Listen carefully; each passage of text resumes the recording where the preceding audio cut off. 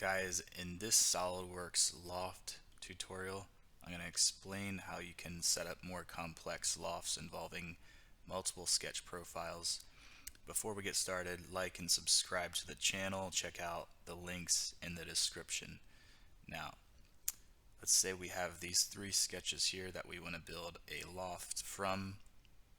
We're going to go to the loft feature here. First, it's going to ask us to select those sketch profiles, so we're going to expand our feature tree here. We're going to select in just the start to finish, bottom or top to bottom, sketch 2, sketch 3, and sketch 5. Gives us a preview. Let's see what happens when we create that.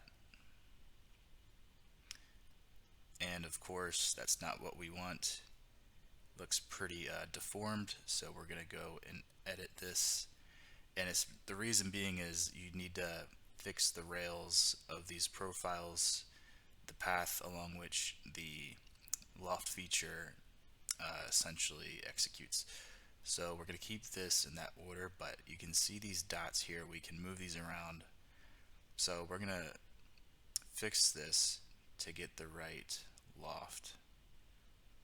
So we can drag this along the curve.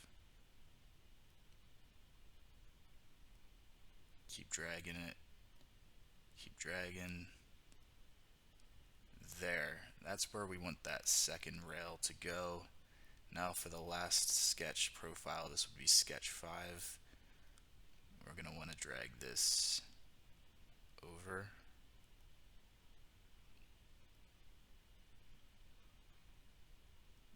You can see that's slightly better.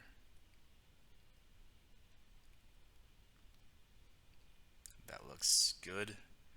And now if we build that loft, that does appear to be the correct shape of the loft.